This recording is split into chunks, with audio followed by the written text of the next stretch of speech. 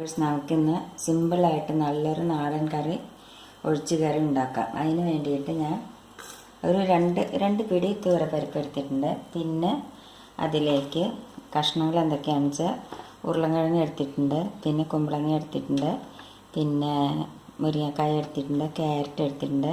പിന്നെ നമുക്കിതിലേക്ക് ചേന വേണമെങ്കിൽ എടുക്കാം, പിന്നെ പടവലങ്ങ വേണമെങ്കിൽ എടുക്കാം.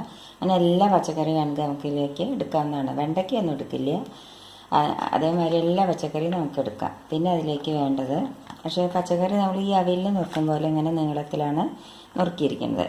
പിന്നെ അതിലേക്ക് വേണ്ട എന്താണെന്ന് വെച്ചാൽ അരയ്ക്കാനായിട്ട് നാളികേരം ഒരു അരമുറി എടുത്തിട്ടുണ്ട്, പച്ചമുളക് ഒരു എരിവിനനുസരിച്ച്, ചെറിയ ഉള്ളി, ജീരകം, പിന്നെ കരിവേപ്പിൻ്റെ ഇല വേണം, പിന്നെ ഉപ്പ് വേണം, ഒരു 1/4 സ്പൂൺ മഞ്ഞൾപ്പൊടിയും വേണം, പിന്നെ കരിവേപ്പിൻ്റെ ഇല. പിന്നെ നമ്മൾ ഈ നാളികേരം ഉണ്ടല്ലോ, നാളികേരവും പച്ചമുളകും ചെറിയ ഉള്ളിയും കൂടി നമ്മളിത് ചതച്ചെടുക്കുകയുള്ളൂ. നമ്മൾ അവിയലിന് അരക്കില്ല, അതേമാതിരി നമ്മൾ ചതച്ചെടുക്കുകയുള്ളൂ ജീരകം കൂടിയിട്ട്.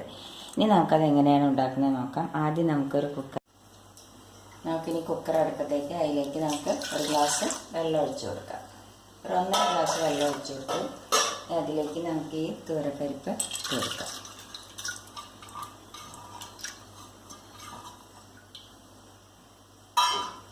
ഇതിലേക്ക് നമുക്ക് കുറച്ച് വെളിച്ചെണ്ണ ഒഴിച്ചു കൊടുക്കാം. എന്തിനാണെന്ന് വെച്ചാൽ തൂരപ്പരിപ്പ് തിളച്ചിട്ട് പോവാതിരിക്കാനായിട്ട്. ഇതൊന്ന് വേവിച്ചെടുക്കട്ടെ. പിന്നെ ഞാൻ ഒരു കാര്യം പറയാൻ മറന്നു പോയി, ഒരു മാങ്ങ വേണത്. പുളിയുടെ അനുസരിച്ച് നമ്മൾ മാങ്ങ ഇതിൽ കൂട്ടേണ്ടതാണ്. ഇതിൽ വന്നു. ഇനി നമുക്ക് ഈ തൂരപ്പരിപ്പാണ് ഇട്ടത്, വെന്തോന്നൊന്ന് തുറന്ന് നോക്കാം.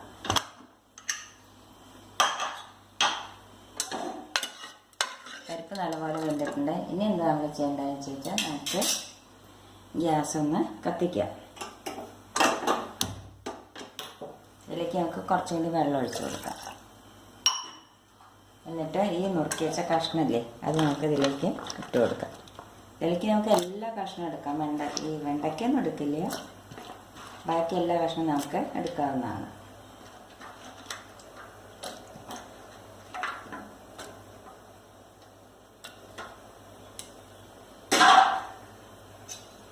ഇതിലേക്ക് നമുക്ക് ഉപ്പും മഞ്ഞൾപ്പൊടി ഇട്ട് കൊടുക്കാം. ഇതൊന്ന് ഇളക്കി കൊടുക്കുക.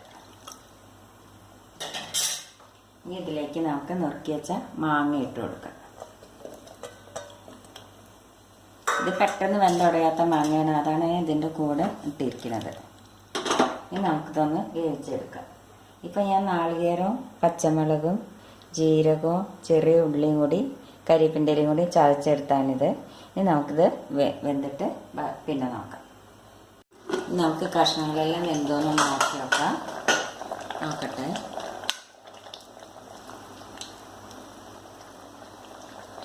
കഷ്ണങ്ങളൊക്കെ വെന്ത് കഴിഞ്ഞ് ഇനി എന്താ നമ്മൾ ചെയ്യേണ്ടതെന്ന് ചോദിച്ചാൽ, നമ്മുടെ നാളികേരവും പച്ചമുളകും ജീരകവും കരിവേപ്പിൻ്റെ ഇലയും ചെറിയ ഉള്ളിയും കൂടി ചതച്ചെടുത്താണ്. നല്ലപോലെ അരയേണ്ട ആവശ്യമില്ല, ഒന്നുകൊണ്ട് ചതക്കണം. കുറേശ്ശെ നമുക്ക് ഇങ്ങനെ കടിക്കണം വരക്കണം, എന്ന മാതിരി വേണം അരയ്ക്കാൻ. ഇനി ഇതിലേക്ക് നമുക്ക് ഒഴിച്ചു കൊടുക്കാം.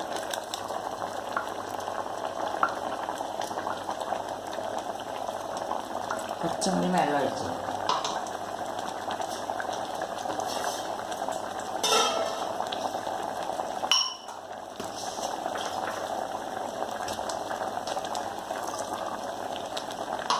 ഇത് നല്ലപോലെ ഒന്ന് തിളക്കിയിട്ട്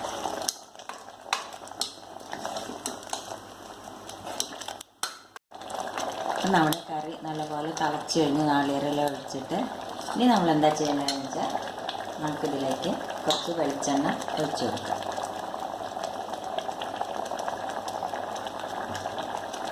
ഗ്യാസ് ഓഫ് ചെയ്യാം. എന്നിട്ട് ഇതിലേക്ക് കുറച്ച് കരിവേപ്പിൻ്റെ ഇലയും ഇട്ട് കൊടുക്കാം.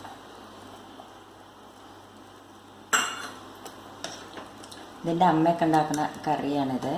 നല്ല ടേസ്റ്റാണ് ചോറിൻ്റെ കൂടെ കഴിക്കാൻ. അപ്പം ഇത് ചോറിൻ്റെ കൂടെ കഴിക്കാനൊക്കെ നല്ല ടേസ്റ്റാണ്. അപ്പം നമ്മുടെ കറി റെഡിയായി. ഇനി നിങ്ങൾക്ക് എൻ്റെ വീഡിയോ ഇഷ്ടപ്പെടുകയാണെങ്കിൽ ലൈക്ക് ചെയ്യാനും ഷെയർ ചെയ്യാനും സബ്സ്ക്രൈബ് ചെയ്യാത്തവർ സബ്സ്ക്രൈബ് ചെയ്യാനും മറക്കരുത്. Thank you.